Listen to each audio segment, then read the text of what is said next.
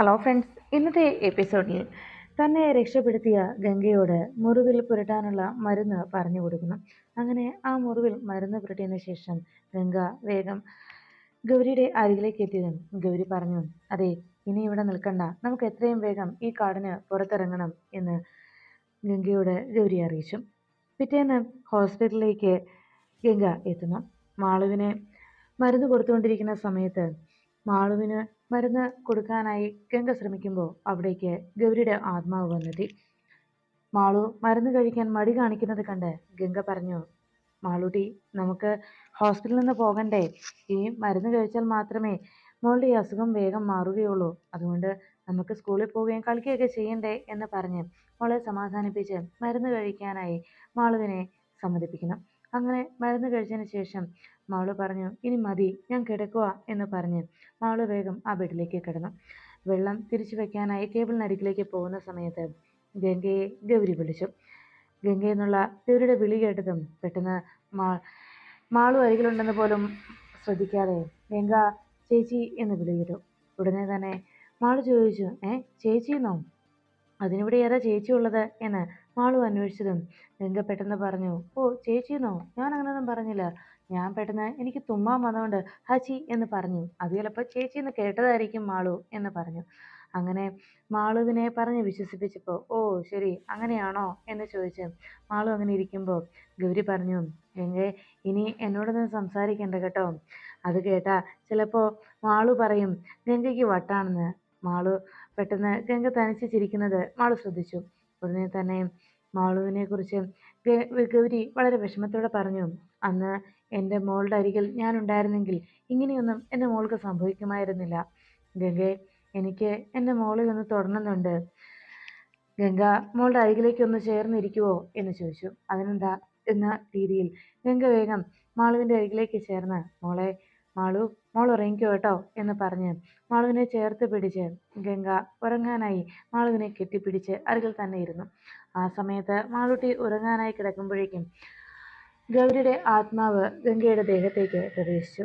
അങ്ങനെ ഗംഗയുടെ ദേഹത്ത് പ്രവേശിച്ച ഗൗരി മാളുവിൻ്റെ തലയിലും നെറ്റിയിലും മുഖത്തുമൊക്കെ മാറി മാറി ഉമ്മ കൊടുത്തു. അതിനുശേഷം മാളുവിനെ ചേർത്ത് പിടിച്ച് മാളൂട്ടിയെ പാട്ടുപാടി ഉറക്കുന്നു. ഉടനെ തന്നെ ഗൗരിയുടെ ആത്മാവ് ഗംഗയുടെ ദേഹത്ത് നിന്ന് പുറത്തേക്ക് വന്നു.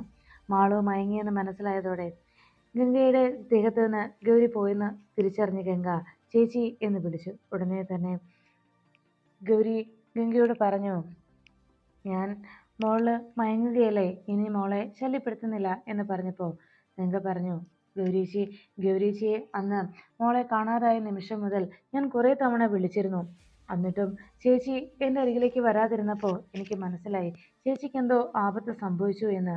അത് കേട്ട ഉടനെ ഗൗരി പറഞ്ഞു, എന്തായാലും ഗംഗ എന്നെ അന്വേഷിച്ച് വന്നല്ലോ.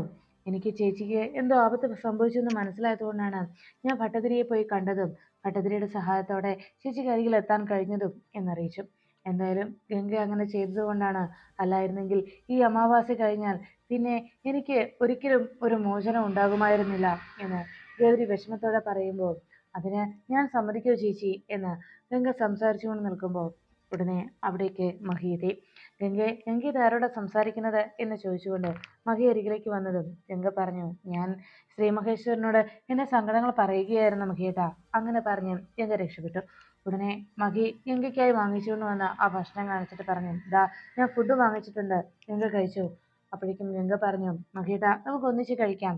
എന്നാൽ ശരി എന്ന് പറഞ്ഞ് മഹി ഗംഗയുടെ കയ്യിലേക്ക് ഫുഡ് കൊടുക്കുമ്പോൾ പെട്ടെന്ന് ഡോറ് തുറന്ന് അകത്തേക്ക് ഗോകുലും ഗൗതമിയും ഒപ്പം CI സാറും പിന്നെ ഒരു വക്കീലും കൂടി എത്തി.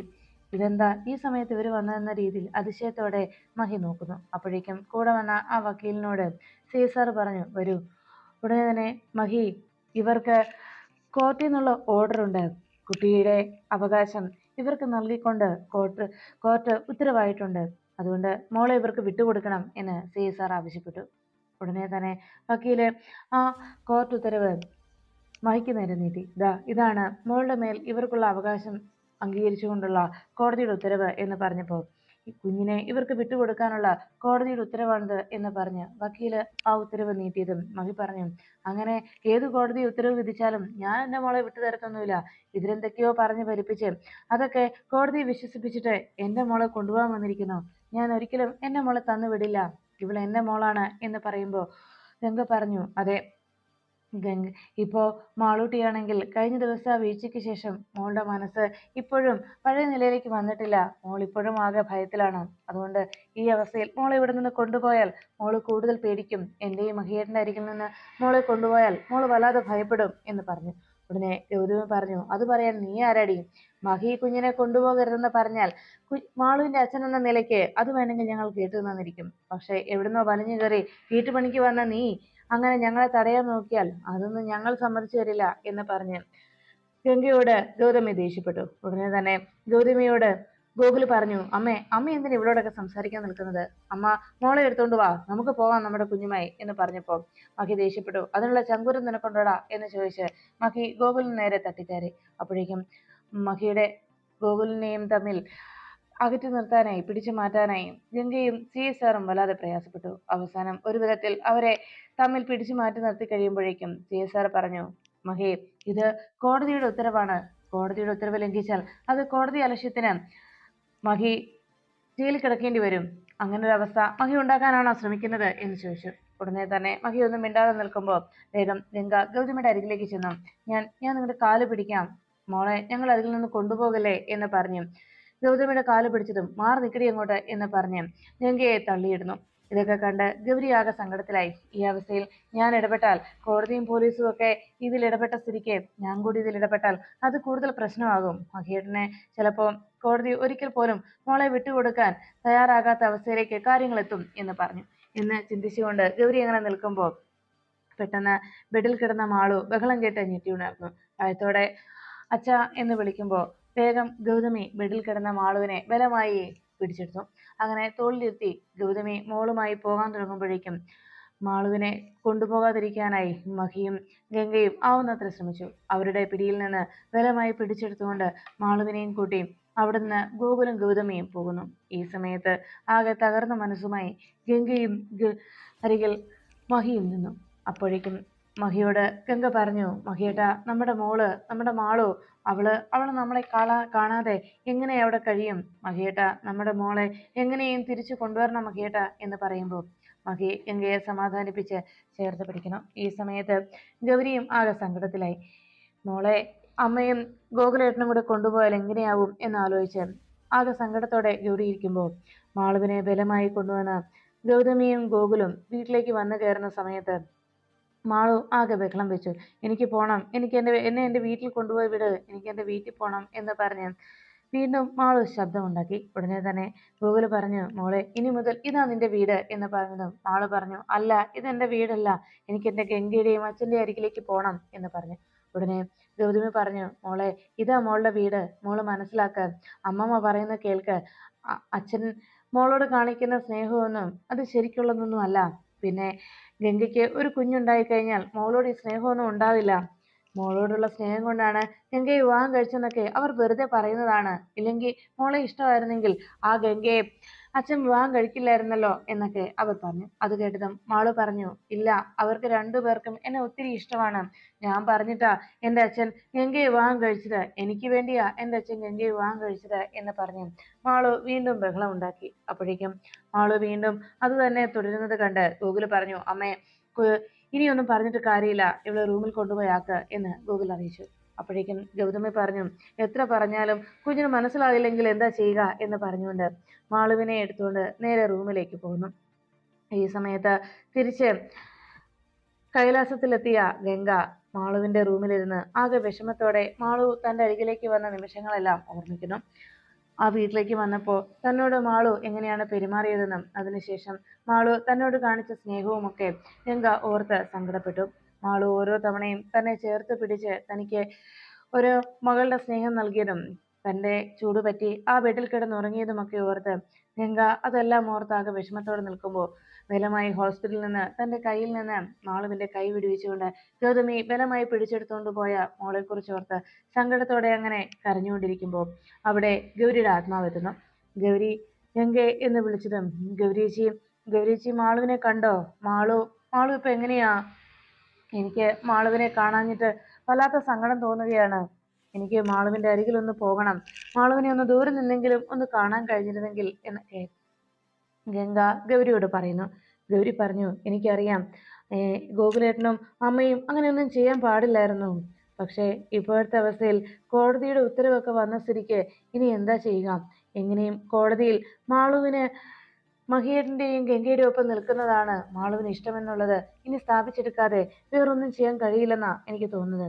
എന്തായാലും ഇപ്പോഴത്തെ മാളുവിന്റെ അവസ്ഥ എന്താണെന്ന് എനിക്കൊന്ന് അറിയണം. ഞാൻ അവിടെ വരെ ഒന്ന് പോയിട്ട് വരാം എന്ന് പറഞ്ഞപ്പോൾ ഗംഗ പറഞ്ഞു, ഗൗരീശി വേഗം വരണേ, മോൾ അവിടെ എങ്ങനെയാണെന്നറിയാതെ എനിക്കും ആകെ സങ്കടമാണ്. ഞാനോ മഹിയേട്ടനോ ഭക്ഷണം കൊടുക്കാതെ മോൾ ഒന്നും കഴിക്കില്ല. ഇപ്പോഴത്തെ അവസ്ഥയിൽ മോളുടെ ഇപ്പോഴത്തെ ആരോഗ്യനിലയും ഗൗരീശിക്ക് അറിയാമല്ലോ എന്നൊക്കെ പറഞ്ഞ് ഗംഗ ആകെ സങ്കടപ്പെട്ടു. അങ്ങനെ പറഞ്ഞതും ഗൗരി പറഞ്ഞു, ശരി, ഞാൻ പോയി മോളെ ഒന്ന് കണ്ടിട്ട് വരാം എന്ന് പറഞ്ഞ് ഗൗരിയുടെ ആത്മാവ് അവിടെ നിന്ന് പോന്നു. ഈ സമയത്ത് മഹി റൂമിലേക്ക് എത്തി. ഗംഗെ എന്ന് വിളിച്ചതും മഹിയുടെ അരികിലേക്ക് എത്തി. ഗംഗ പറഞ്ഞു, മഹിയേട്ടാ, മോളെ എങ്ങനെയാ മഹിയേട്ടാ നമ്മൾ തിരിച്ചു കൊണ്ടുവരുന്നത്? മാളുവിനെ എത്രയും വേഗം തിരിച്ചിങ്ങോട്ട് കൊണ്ടുവരണം മഹിയേട്ടാ, അതിനെന്താ ചെയ്യുക എന്ന് ചോദിച്ചതും മഹി പറഞ്ഞു, ഞാൻ ഇന്ദ്രനെ വിളിച്ചിരുന്നു, അവൻ എന്തെങ്കിലും പോംവഴി ഉടനെ കണ്ടെത്തും. ഇപ്പോൾ കോടതിയിൽ നിന്ന് ഉത്തരവ് വന്നതുകൊണ്ട് നമ്മുടെ കയ്യിൽ മോള് സുരക്ഷിതയല്ല എന്ന് അവർ കോടതിയെ എങ്ങനെ വിശ്വസിപ്പിച്ചു? അവർ കോടതിയെ അങ്ങനെ തെറ്റിദ്ധരിപ്പിച്ചിരിക്കുന്നത് കൊണ്ടാണ് കോടതി ആ രീതിയിൽ ഒരു ഉത്തരവിട്ടിരിക്കുന്നത്. എന്നാൽ നമ്മുടെ കൈകളിൽ കുഞ്ഞ് സുരക്ഷിതയാണെന്നും കുഞ്ഞിന് നമ്മളോടൊപ്പം ജീവിക്കുന്നതാണ് സന്തോഷമെന്നും കോടതിയെ നമ്മൾ ബോധ്യപ്പെടുത്തണം. നമുക്ക് അത് ബോധ്യപ്പെടുത്താൻ കഴിയും. ഞാൻ അത് ചെയ്യുകയും ചെയ്യും. ഗംഗ ധൈര്യമായിട്ടിരിക്കെ എന്ന് പറഞ്ഞ് മഹി റൂമിൽ നിന്ന് പോകുന്നു. അപ്പോഴേക്കും മാളുവിന് ഭക്ഷണവുമായി റൂമിലേക്ക് ഗൗതമി എത്തി. മോളെ മാളു, ദാ ഭക്ഷണം കഴിക്കാം എന്ന് പറഞ്ഞ് ഭക്ഷണവുമായിട്ട് അവിടെ വന്ന് നിൽക്കുമ്പോൾ ഗൗതമിയോട് മാളു പറഞ്ഞു, എനിക്ക് വേണ്ട, എനിക്ക് എൻ്റെ ഗംഗയുടെ അച്ഛൻ്റെ അടുത്ത് പോകണം, എനിക്ക് അവരുടെ അടുത്ത് പോകണം എന്ന് പറഞ്ഞ് മാളു ബഹളം ഉണ്ടാക്കി. അപ്പോഴേക്കും ഗൗതമി പറഞ്ഞു, മോളെ, മോളുടെ അമ്മമ്മയല്ലേ ഞാൻ പറയുന്നത് കേക്ക്. അവര് മോളോട് കാണിക്കുന്നതൊന്നും മോളോട് സ്നേഹം ഉണ്ടായിട്ടൊന്നുമല്ല. അവര് വെറുതെ മോളെ തെറ്റിദ്ധരിപ്പിക്കുന്നതാ അങ്ങനെയൊക്കെ എന്ന് പറഞ്ഞപ്പോ മാളു പറഞ്ഞു, എനിക്കറിയാം എൻ്റെ ഗംഗയ്ക്ക് എന്നോടുള്ള സ്നേഹം. എനിക്ക് എൻ്റെ ഗംഗയെ കാണണം. എനിക്കിവിടെ നിൽക്കണ്ട. എനിക്ക് എൻ്റെ ഗംഗയുടെ അടുത്ത് പോയാൽ മതി എന്ന് പറഞ്ഞ് വീണ്ടും ബഹളം വയ്ക്കുന്നു. ഇത് കേട്ട ഗൗതമി പറഞ്ഞു, മോളെ, അമ്മമ്മയല്ലേ പറയുന്നത്, മോളത് കഴിക്ക്, അമ്മമ്മ വാരിത്തരട്ടെ എന്ന് ചോദിച്ചതും വേണ്ട, എനിക്കൊന്നും വേണ്ട, എനിക്ക് ഭക്ഷണം വേണ്ട, എനിക്ക് എൻ്റെ ഗംഗയെ കണ്ടാൽ മതി. അപ്പോഴേക്കും ഗൗരിയുടെ ആത്മാവ് അവിടേക്ക് എത്തി. അമ്മേ, എന്തിനാ അമ്മേ എൻ്റെ മോളെ ഇങ്ങനെ സങ്കടപ്പെടുത്തുന്നത്? അവൾക്ക് അവളുടെ അച്ഛൻ്റെയും ഗംഗയുടെയും കൂടെ കഴിയുന്നതാ അമ്മേ ഇഷ്ടം. എൻ്റെ മോളെ അവിടേക്ക് തിരിച്ച് പറഞ്ഞയക്കമ്മേ. എന്തിനാ വെറുതെ എൻ്റെ മോളെ ഇവിടെ പിടിച്ചു നിർത്തുന്നത്? അവളുടെ സന്തോഷം മഹിയേട്ടൻ്റെയും ഗംഗയുടെയും കൂടെ കഴിയുന്നതാണമ്മേ. അമ്മേ, ഇനിയെങ്കിലും എൻ്റെ മോളെ ഒന്ന് വെറുതെ വിട് എന്ന് ഗൗരിയുടെ ആത്മാവ് അവിടെ എത്തി ഗൗതമിയോട് പറയുന്നു. എന്നാൽ ഇതൊന്നും കേൾക്കാതെ ഗൗതമി വീണ്ടും മാളുവിനോട് ഭക്ഷണം കഴിക്കാനായി നിർബന്ധിച്ചു. അപ്പോഴേക്കും ഗോകുല് ബഹളം കേട്ട് അവിടേക്ക് എത്തി. എന്താ അമ്മേ, എന്താ പ്രശ്നം എന്ന് ചോദിച്ചു. മോനെ, ഇത്രയും നേരമായിട്ടും മോളൊന്നും കഴിച്ചിട്ടില്ല എന്ന് ഗൗതമി സങ്കടപ്പെട്ടു. ഉടനെ തന്നെ ഗോകുല് പറഞ്ഞു, ദേ, ഒരു കാര്യം ഞാൻ പറയാം, നിന്നെ എങ്ങനെയാ ഭക്ഷണം കഴിപ്പിക്കേണ്ടതെന്ന് എനിക്കറിയാം. ഞാൻ നിന്റെ അമ്മാവനാണ്, അത് നീ മറക്കണ്ട. വേഗം നീ ഭക്ഷണം കഴിച്ചോ. ഇവിടുന്ന് ബഹളം വെക്കൊന്നും വേണ്ട. ഇതാണ് നിന്റെ വീട്, ഇനിമേൽ നീ ഇവിടെയാ കഴിയുന്നത് എന്നെല്ലാം ഗോകുല് ദേഷ്യപ്പെട്ടു. അപ്പോഴേക്കും മാളു ആകെ സങ്കടപ്പെട്ടുകൊണ്ട് അമ്മേ എന്ന് വിളിച്ച് അവിടെ നിന്ന് കരഞ്ഞു. ഉടനെ ഗോകുല് ഗൗതമിയോട് പറഞ്ഞു, അമ്മേ, അമ്മ ഫുഡ് അവിടെ വെച്ചിട്ട് പോരെ, അവള് വിശക്കുമ്പം കഴിച്ചോളും, അല്ലാതെ രക്ഷയില്ല. എത്ര പറഞ്ഞാലും അവളുടെ തലയിലേക്ക് കയറണ്ടേ? അവള് വാശി പിടിച്ചിരിക്കുകയല്ലേ. ഇനി വിശന്ന് കഴിയുമ്പോൾ താനേ കഴിക്കും, അതാ നല്ലത്. അമ്മ അതവിടെ വെച്ചിട്ട് വാ എന്ന് പറഞ്ഞ് ഗോകുല് വേഗം ഗൗതമിയോട് അതവിടെ വെക്കാനായി അറിയിച്ചു. ഗൗതമി ഗോകുല് പറഞ്ഞനുസരിച്ച് ആ ഭക്ഷണം അവിടെ വെച്ച് അവർ രണ്ടുപേരും റൂമിൽ നിന്ന് ഇറങ്ങി പോകുന്നു. ഈ സമയത്ത് മാളു ആകെ വിഷമിച്ചിരിക്കുന്നത് കണ്ടതോടെ ഗൗരി ആലോചിച്ചു, മോളൊന്നും കഴിക്കുന്നില്ലല്ലോ, ഭക്ഷണമൊന്നും കഴിക്കാതിരുന്നാൽ മോൾക്ക് ഇനിയും അസുഖം കലശലാവും. അതുകൊണ്ട് എത്രയും വേഗം ഗംഗയെ ഇവരെ അറിയിക്കണം. ഗംഗ വന്നാൽ മോൾക്ക് ഭക്ഷണം കൊടുത്താൽ മോൾ കഴിക്കും എന്ന് ഗൗരി മനസ്സിൽ ചിന്തിച്ചു. ഉടനെ തന്നെ ഗൗരിയുടെ ആത്മാവ് അവിടെ നിന്ന് നേരെ കൈലാസത്തിലേക്ക് പുറപ്പെട്ടു. ഈ സമയത്ത് മാളു അരികിലില്ലാത്തതിന്റെ വിഷമത്തിൽ സങ്കടത്തോടെ പൊട്ടിക്കരഞ്ഞുകൊണ്ട് ഗംഗ അങ്ങനെ ഇരിക്കുമ്പോഴാണ് അവിടേക്ക് ഗൗരിയുടെ ആത്മാവ് എത്തിയത്. ഗൗരിയുടെ ആത്മാവ് വന്ന് ഗംഗെ എന്ന് വിളിച്ചതും പെട്ടെന്ന് സന്തോഷത്തോടെ ഗംഗ ചാടി എഴുന്നേറ്റു. ഗൗരീച്ചി, ഗൗരീച്ചി, മാളുവിനെ കണ്ടോ? മോളെങ്ങനെ എൻ്റെ മാളുവിനെ കണ്ടോ? അവൾക്ക് എങ്ങനെയുണ്ട് അവിടെ? അവള് ഭക്ഷണമൊക്കെ കഴിക്കുന്നുണ്ടോ എന്ന് ഗംഗ വലിയ ആവേശത്തിൽ സന്തോഷത്തോടെ ചോദിക്കുമ്പോൾ ഗൗരി പറഞ്ഞു, ഇല്ല ഗംഗെ, അവ മോള് അവിടെ ചെന്ന് ആകെ വിഷമത്തിലാണ്. അവള് സങ്കടത്തോടെ ഇരിക്കുകയാണ്. ഭക്ഷണം കഴിക്കാനും അവൾ കൂട്ടാക്കുന്നില്ല. അമ്മയും ഗോകുലേട്ടനും ഒക്കെ നിർബന്ധിച്ചിട്ടും അവള് ഭക്ഷണം കഴിക്കുന്നില്ല. ഗംഗയെയും മഹിയേട്ടനെയും കാണണമെന്നുള്ള നിർബന്ധത്തിലാണ് മോള്. ഇങ്ങനെ മുന്നോട്ട് പോയാൽ മോളുടെ ആരോഗ്യം വഷളാകും. ഇതിന് എന്തെങ്കിലും ഒരു പരിഹാരം കണ്ടേ തീരൂ എന്ന് ഗൗരി പറഞ്ഞു. ഉടനെ ഗംഗ പറഞ്ഞു, മോളെ ഒന്ന് ദൂരെ ഒന്നെങ്കിലും ഒന്ന് കാണാൻ കഴിഞ്ഞിരുന്നെങ്കിൽ, മോളുടെ അരികിലൊന്ന് പോകാൻ എനിക്ക് വല്ലാത്ത മോഹം തോന്നുന്നുണ്ട്. എനിക്ക് ഇപ്പൊ തന്നെ മോളുടെ കാണാൻ തോന്നുകയാണ് ഗൗരിയേച്ചി. അവിടെ ചെന്നാൽ അവൻ എന്നെ മോളെ കാണിക്കുവോ? ദൂരെ നിന്നെങ്കിലും എനിക്കൊന്ന് മോളെ കാണാൻ കഴിയുമോ എന്ന് ചോദിച്ചപ്പോൾ ഗൗരി പറഞ്ഞു, അതിനുള്ള വഴിയൊക്കെ നമുക്കുണ്ടാക്കാൻ ഗംഗേ, ഗംഗ സമാധാനപ്പെട് എന്ന് പറഞ്ഞ് ഗൗരി ഗംഗയോട് സംസാരിച്ചുകൊണ്ടിരിക്കുമ്പോൾ അതിനെന്താണ് ഒരു പോംവഴി എന്ന് ഇരുവരും ആലോചിച്ചു. അങ്ങനെ ഇരുവരും ആലോചിച്ചുകൊണ്ടിരിക്കുമ്പോൾ ഗൗരിയുടെ മനസ്സിലേക്ക് മറ്റു പല ചിന്തകളും കടന്നു വന്നു. അപ്പോഴാണ് മഹി ഇന്ദ്രനെ കാണുവാനായി എത്തിയത്. ഇന്ദ്രൻ, എനിക്ക് ഇതിനൊരു സൊല്യൂഷൻ വേണം. എൻ്റെ മോളെ എനിക്ക് തിരിച്ച് ഉടനെ കൊണ്ടുവരണം. എനിക്ക് എൻ്റെ മോളെ വേണം. എന്തെങ്കിലും ഇതിന് ഒരു പോംവഴി നീ പറഞ്ഞേ തീരൂ ഇന്ദ്ര എന്ന് പറഞ്ഞതും ഇന്ദ്രൻ പറഞ്ഞു, മഹി, നീ ഒന്ന് ക്ഷമിക്കേ, നമുക്ക് എന്തെങ്കിലും ഒരു വഴി ഉണ്ടാക്കാം. നീ ഒന്ന് സമാധാനപ്പെട്. എങ്ങനെയും നമുക്ക് മോളെ കൊണ്ടുവരാം. അതിന് നമുക്ക് ശ്രമിക്കാം എന്ന് പറഞ്ഞപ്പോ മഹി പറഞ്ഞു, ഇന്ദ്ര, നീ നിന്റെ സാധാരണ ക്ലയന്റിനോട് പറയുന്ന പോലെയൊന്നും എന്നോട് പറയല്ലേ. എനിക്ക് എൻ്റെ മോളില്ലാതെ പറ്റത്തില്ല. ഉടനെ തന്നെ എനിക്ക് എൻ്റെ മോളെ തിരിച്ചു കൊണ്ടുവരണം. എനിക്കറിയാം എൻ്റെ മോള് അവിടെ എത്ര വിഷമത്തിലാണ് കഴിയുന്നതെന്ന്. കോടതിയുടെ ഉത്തരവൊക്കെ എങ്ങനെയായിരിക്കുമെന്നും എന്തായിരിക്കുമെന്നും ഒക്കെ എനിക്ക് മനസ്സിലാക്കാൻ കഴിയുന്നുണ്ട്. പക്ഷേ എൻ്റെ മോളുടെ അവിടുത്തെ അവസ്ഥ, അവൾ അവിടെ എന്നെയും ഗംഗയും കാണാതെ വല്ലാതെ വിഷമിക്കുന്നുണ്ട്. അതുകൊണ്ട് തന്നെ എനിക്ക് എൻ്റെ മോളെ എത്രയും വേഗം കൊണ്ടുവന്നേ പറ്റൂ. എൻ്റെ മോളില്ലാതെ എനിക്ക് ജീവിക്കാൻ കഴിയില്ല ഇന്ദ്ര എന്ന് പറഞ്ഞ് മഹി ബഹളമുണ്ടാക്കുന്നു.